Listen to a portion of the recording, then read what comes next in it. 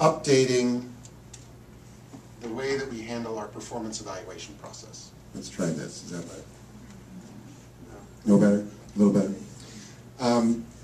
You know, we went through that effort to introduce a little more honesty into the process. It wasn't easy for everybody.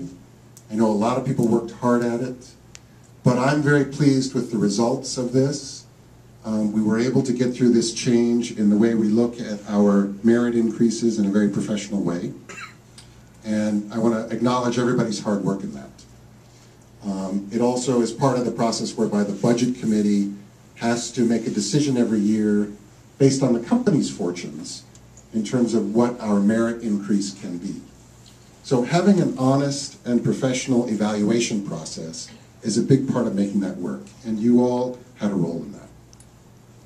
The kind of place where I want to work, and I submit where all of you want to work, is a place where we do have an honest and professional evaluation system.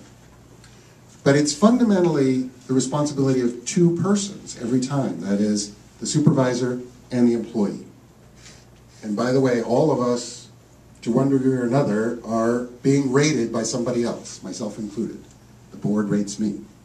And everybody else down the line has a supervisor who is rating his or her performance. And I want to stress for you that, you know, that's not just the responsibility of the supervisor to make judgments about what the goals are and how well you're doing at meeting those goals. But fundamentally, it's your responsibility as the employee, as the person who's being supervised, to play an active role in that process. I know many of you do that. Some of you probably need more experience to understand how to do that.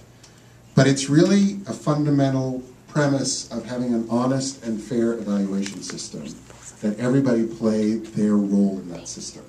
Not just the supervisors, but also the employees. And I do want to thank everybody for helping us get through this, I think, in a very professional way this year. Later on this week, the Movement Committee is going to look at the results of the 2010 Person Years of Happiness Survey, PYH survey. And the last time we did one of these was 2008, I think, place. And the People Department will be giving a brief on that, and then those results will be rolled out.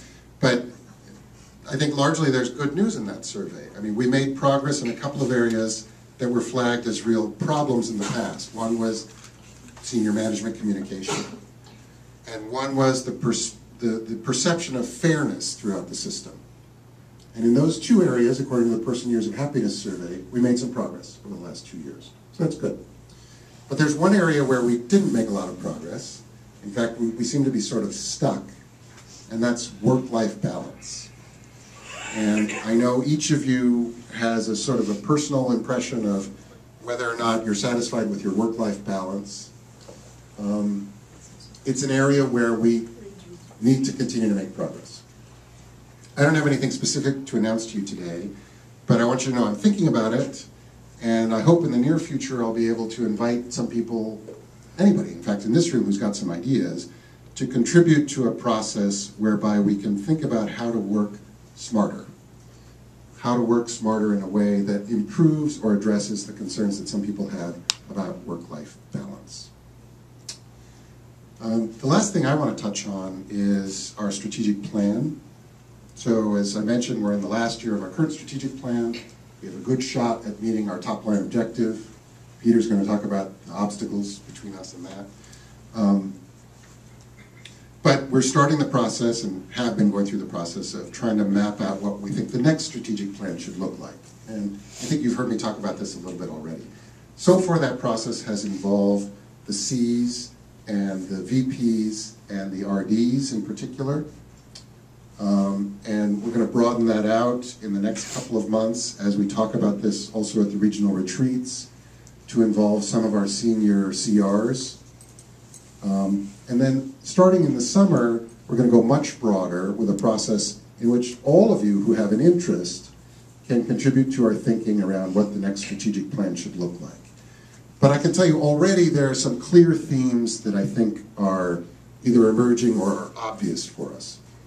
One is, I think we all feel the need to be really focused on our consumer, our customer, our beneficiary, and to try and better follow that person's burden of disease.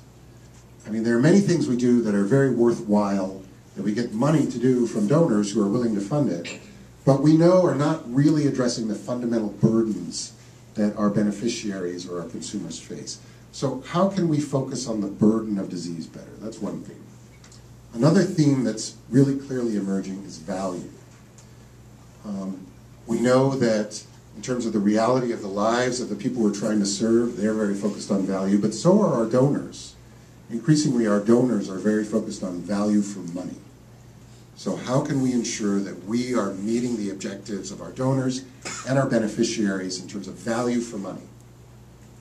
And third, I would say, the third theme that's emerging is how do we evolve our business model in a way that allows us to acknowledge and to take advantage of the growth and development of our platforms, and also the reality that our donors aren't so willing to fund all the things we want them to fund anymore.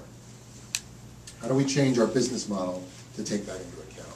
So those are three themes that are resonating so far, and then actually there are a number of other themes too. As I say, over the coming weeks, you'll hear more about that, and you'll have a chance in the coming months to participate more in that. At the end of the process, the board of directors will approve the strategic plan either at the end of this year or the beginning of next year. And so, between now and then, those of you who are interested will have a chance to contribute, and you'll have plenty of opportunities to learn more about it along the way.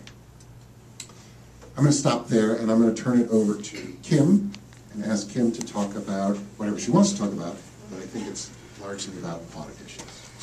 Thank you. Some of you may have heard this from me before, but I just want to give you all